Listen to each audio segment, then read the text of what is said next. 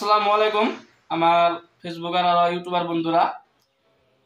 এই যে মানুষটা দেখতেছেন, এই মানুষটা তার মানে যাওয়া বৃহস্পতিবারে বাজার করতে আসছিল। বাজার করার আহার পর তার পকেটের দিকে মানি ব্যাগটা হারাইছে। মানি ব্যাগটা আপনার 7,000 টাকা ছিল, আর কাগজপত্র, ডকুমেন্টস ইত্যাদি আসছিল আর কি।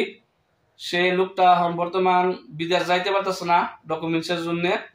আপনারা যদি কেউ ডকুমেন্টসটা বা মানি ব্যাগটা পাই থাকেন, তাহলে অনুগ্রহ করে কইছি আমার এই দোকানে আইনা দিবেন, টাকা পয়সা লাগবে না, আপনারা খালি ডকুমেন্টসটি ঘুরাই দিবেন। যে এই ভিডিওটা দেখতেছেন বেশি বেশি করে শেয়ার করবেন জানি বস্তুটি পায়। হ্যাঁ, আসসালামু আলাইকুম আৰু নমস্কাৰ জনাইছোঁ সকলোকে। আপোনালোকে এইজন শান্তিপুৰৰ গফুৰ খানৰ ল'ৰা মকিবুল খান, এইজনৰ আপোনাৰ যোৱা বৃহস্পতিবাৰে মোটামুটি 9টা-10টা মানৰ ভিতৰত তেখেতৰ পকেটৰ পৰা মানি বেগটো হেৰুৱাইছে। মানি বেগটোত আপোনাৰ 7,000 টকা আৰু ইত্যাদি নথি পত্ৰ আছিলে। এই নথি পত্ৰখিনি আপোনালোকে কোনোবাই যদি পাইছে, অনুগ্ৰহ কৰি কৈছোঁ তেখেতক নথি পত্ৰখিনি ঘূৰাই দিয়ক। আৰু তেখেতক দিব নালাগে, যদি পাইছে আপোনাৰ অমৃতনগৰ মাৰ্কেটত যিকোনো মানুহক দিলেও তেখেতে পাই যাব।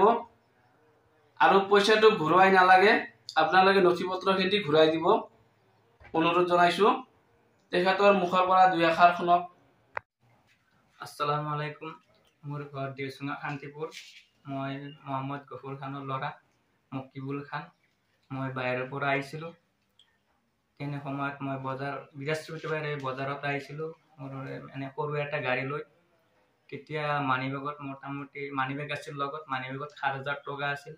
বহুত আপোনাৰ ডকুমেণ্টছ আছিল, মানে যেনেকুৱা ATM কাৰ্ড, পান কাৰ্ড, আধাৰ কাৰ্ড আৰু LICৰ কাগজ, বহুত ডকুমেণ্টছ আছিল। যাৰ কাৰণে মই এতিয়া বাহিৰত যাব নোৱাৰোঁ বা ডকুমেণ্টছৰ কাৰণে মই একো কাম কৰিব নোৱাৰোঁ।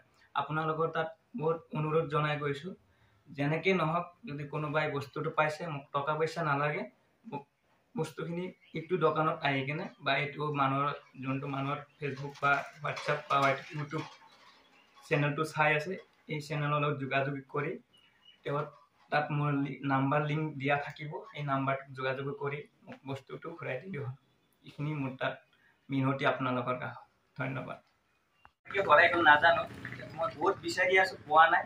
আপোনালোকৰ তাত অনুৰোধ, আপোনালোকে যদি কোনোবাই পাইছে বস্তুটো, এইটো অমৃতনগৰৰ বজাৰত কাৰোবাৰ হাতত বস্তুটো পहुঁচাই দিলে বহুত মেহৰবানী হ'ব।